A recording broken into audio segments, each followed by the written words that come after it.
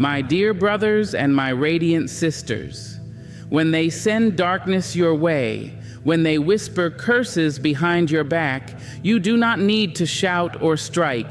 You freeze it with salt, and you return it to its sender with silence and power. Evil doesn't always come crashing through the front gate with fire and thunder. It doesn't always announce itself with horns and fangs.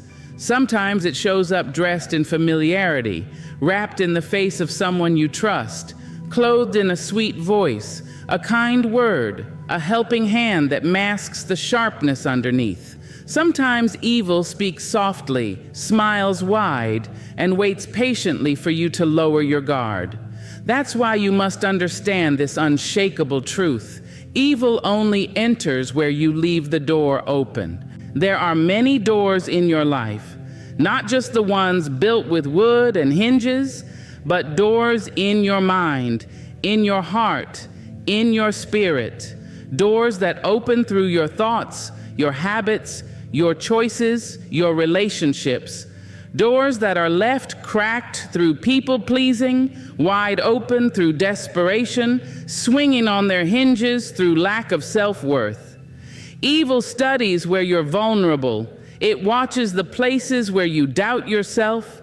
It listens for the silence between your prayers. It moves through the wounds you ignore and the emotions you suppress, because evil needs access, and access requires agreement. Sometimes your agreement isn't verbal, it's energetic. When you tolerate what violates your peace, when you continue to feed relationships that starve your soul, when you stay in places where your spirit shrinks, you are silently agreeing to let darkness take root, not because you are evil, but because you have forgotten your power, forgotten that you are the gatekeeper, forgotten that nothing has the right to walk into your space without your permission.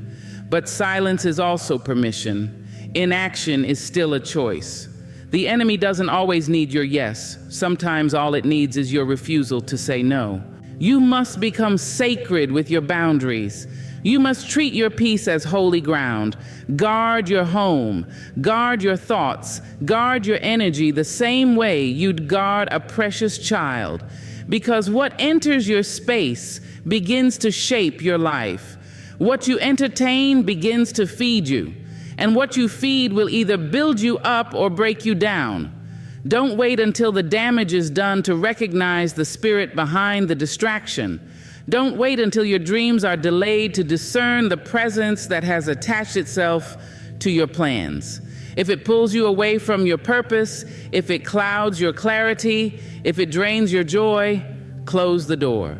You don't owe access to everyone just because they knock.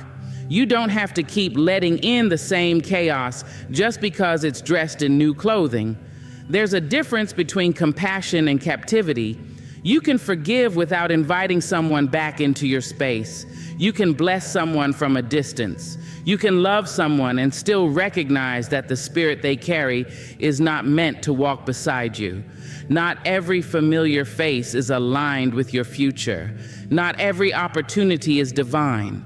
Not every request is a call. Discernment is your protection. Boundaries are your shield. Wisdom is your weapon.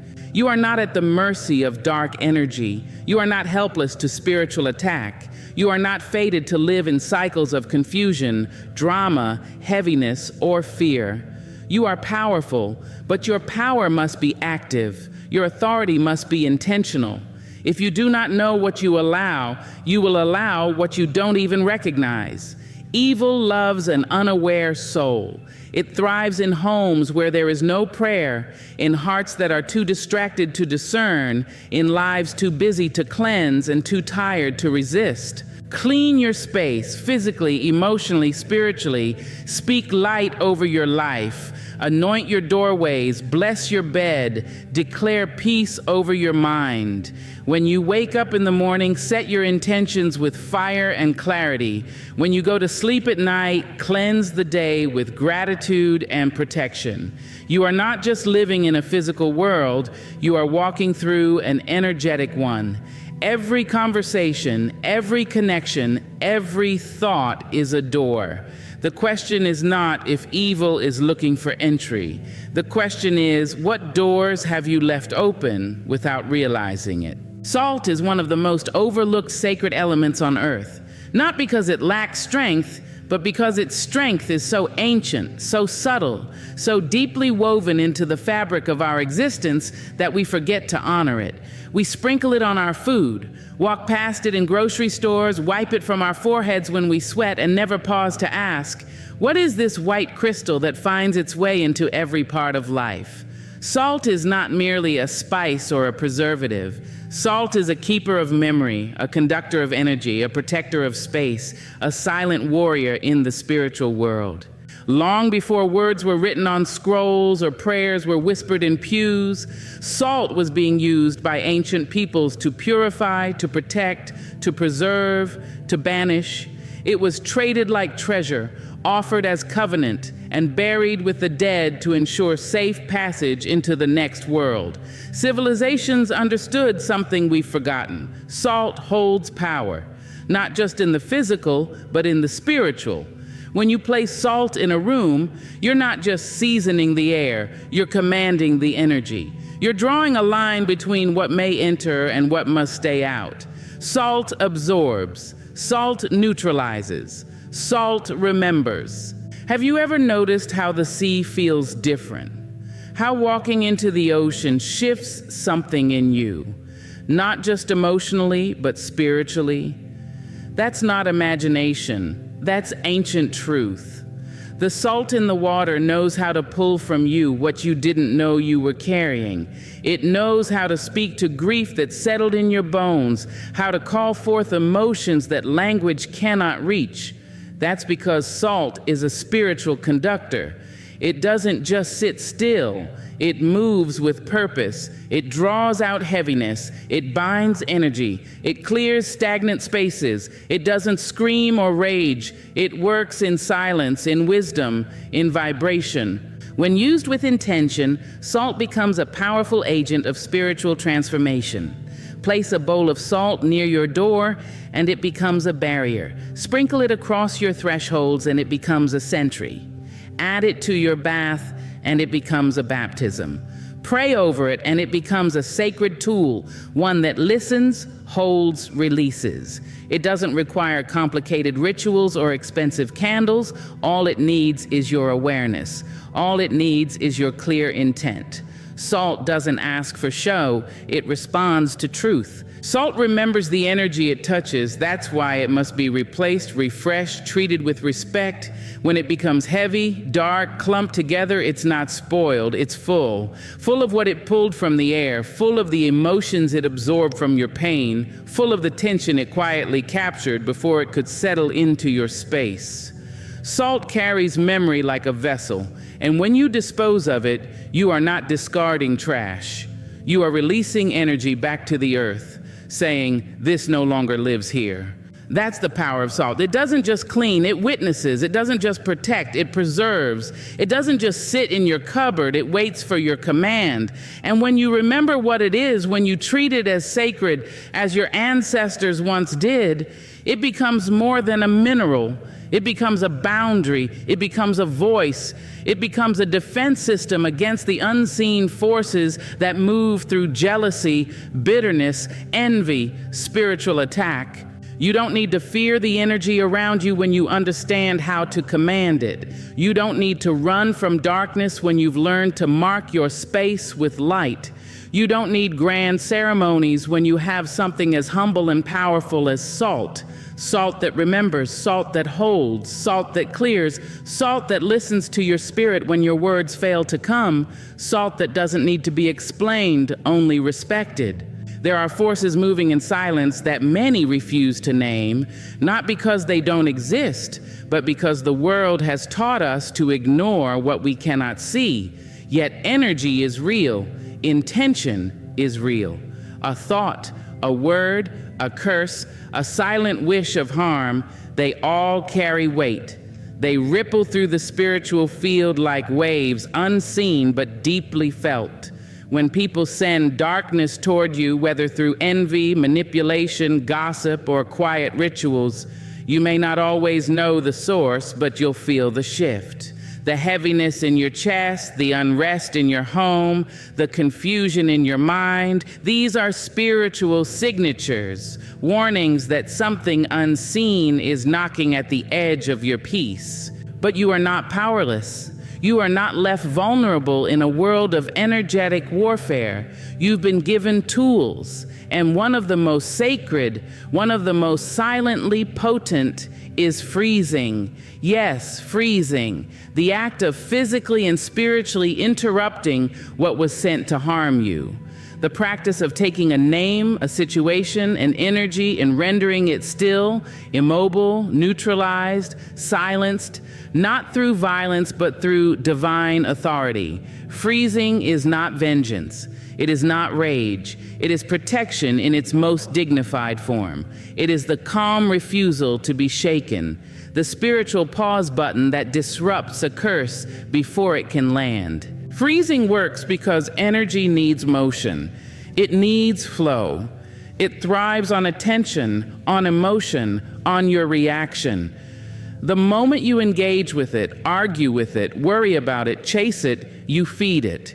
You give it the very life force it seeks. But when you freeze it, you deny it movement. You lock it in a container and you say, you go no further. You interrupt the current before it grows. You cancel the assignment before it completes. You let heaven and earth know that your spiritual ground is not an open field, it is guarded. And this isn't superstition, it is ancient wisdom. It is the quiet knowledge passed down by healers, elders, midwives of the soul, those who knew how to survive in a world that was not always kind.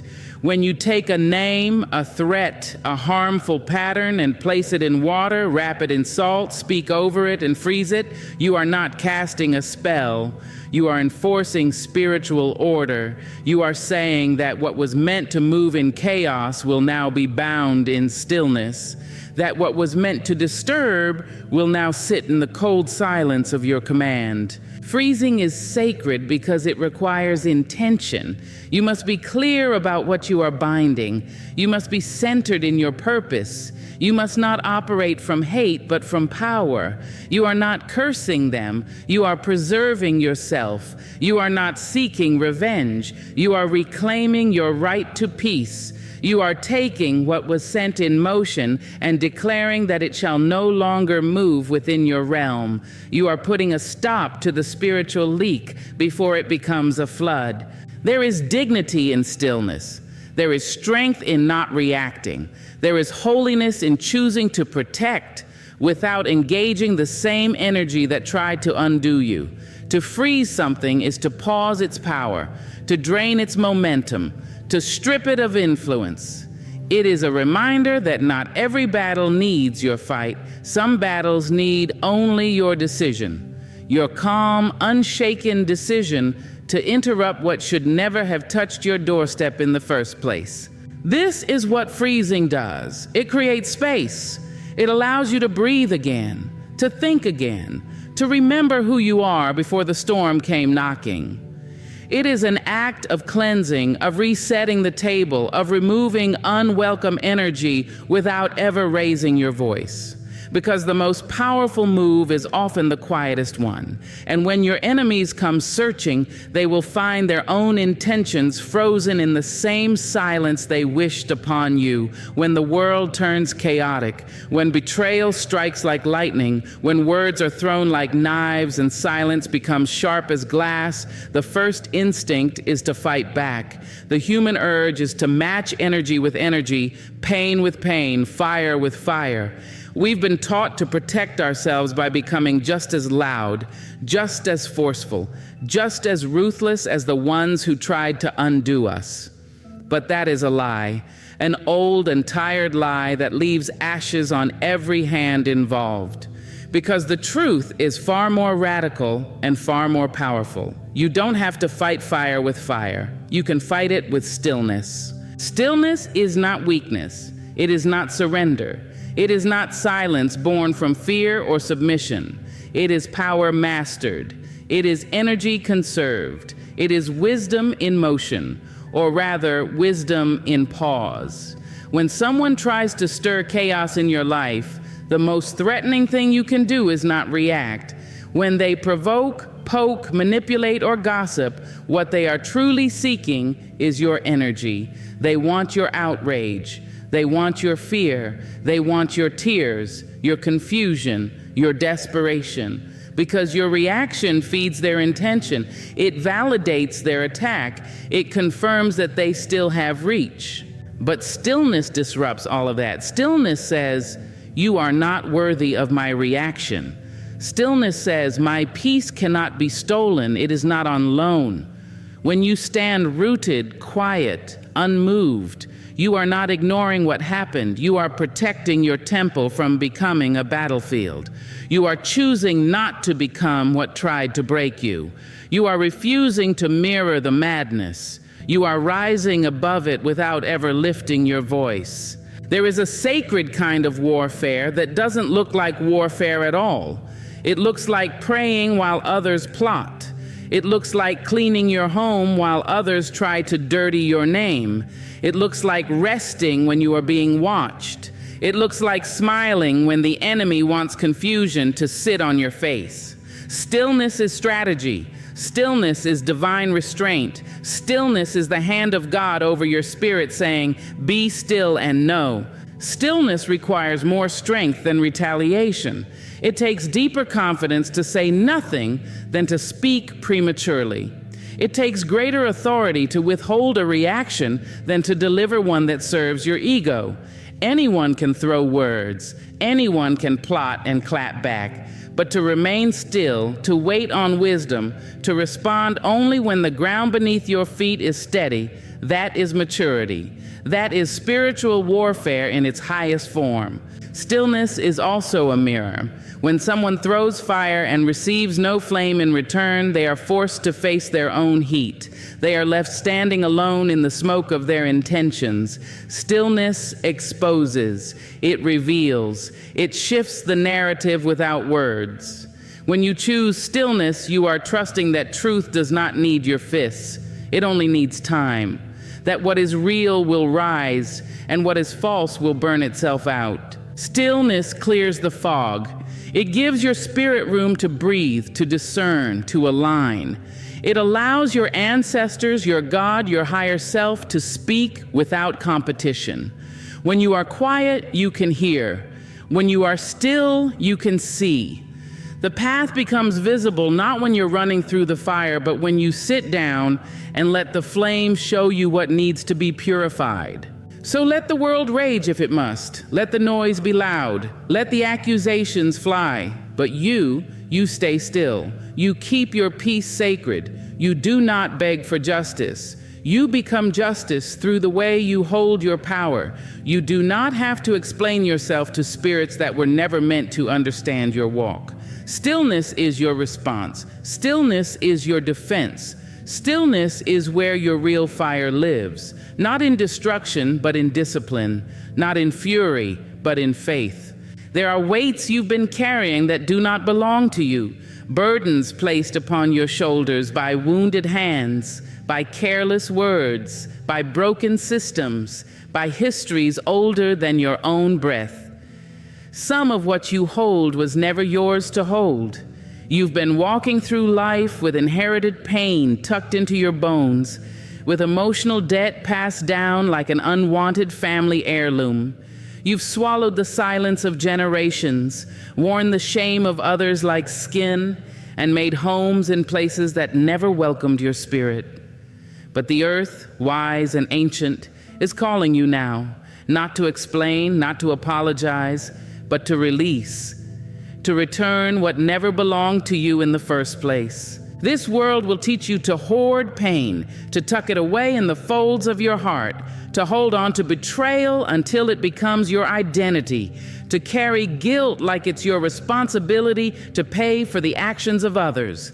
You are taught to perform strength, to smile through suffering, to keep the peace even when you are drowning in it. But that is not healing. That is not freedom. That is spiritual bondage dressed up as survival. You cannot bloom while dragging the weight of what was never meant to grow sorrow inside you. You cannot hear the voice of your own soul when it's muffled by the noise of someone else's expectations, anger, or sins. There comes a time when you must stand still, place your hands over your chest, and ask yourself, is this mine to carry? Is this fear, this grief, this shame, this memory, was it born from my truth?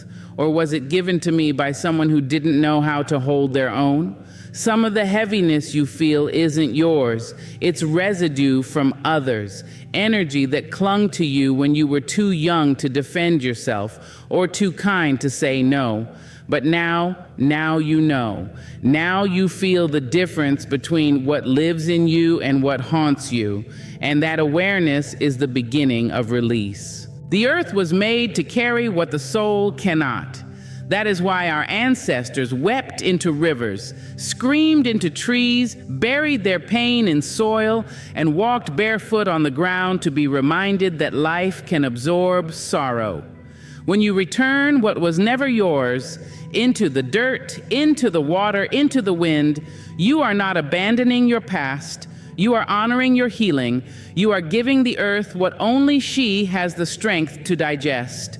She knows how to compost pain, how to turn it into something holy. You cry and she listens. You kneel and she cradles. You let go and she says thank you. There is no ceremony more sacred than release. Not revenge, not explanation, not the apology you keep hoping for. Release, because you don't need to be bound to what broke you. You don't need to replay the scenes, rehearse the betrayal, or cradle the version of yourself that had no choice but to survive. That part of you deserves peace. And peace is not passive. Peace is active release. It's saying, I no longer carry what belongs to someone else. It's lighting the letter and watching the ash return to wind. It's placing your hands in salt water and letting it pull the residue of regret from your skin. It's walking away without bitterness, not because they deserved grace, but because you do. To return what was never yours does not mean forgetting. It means refusing to be defined by what was done to you. It means reclaiming your right to walk lightly, to move freely, to feel joy without guilt. It means acknowledging that not every wound is a life sentence, that you have permission to heal, to release, to rise. So if the weight is heavy, if your back is aching, and your heart feels like a locked chest, take a moment to ask yourself, what am I holding that was never mine? And when you find it, don't run from it. Return it, speak it, write it, cry it, bury it, burn it. Give it back to the earth, to the sky, to the divine rhythm that knows how to recycle pain into power. There is a quiet lie that moves through the world like smoke. The lie that you are helpless, that you must endure whatever comes, that you are at the mercy of energies and forces beyond your understanding, that you must bow beneath the weight of curses, envy, negativity, and spiritual attack because you don't know how to fight what you cannot see. This lie wants you small, it wants you silent, it wants you trembling in the face of shadows that were never meant to stand taller than your spirit. But the truth is not loud, and it does not need to shout. The truth is steady, firm, ancient, and it is this: you are not defenseless. You are divine. The divinity in you is not something you earn. It is something you carry. It is not a title, but a birthright. You came into this world wrapped in spiritual authority, cloaked in the light of something holy, something that cannot be dimmed by gossip, betrayal, bad luck, or dark intentions. The very breath in your body is evidence of power. The way your soul rises even after heartbreak is proof. The fact that you are still here, still standing, still open to healing despite the battles you faced. That is divinity in motion. You are not a victim in a world of unseen forces. You are not walking blind through a spiritual battlefield. You are not fragile.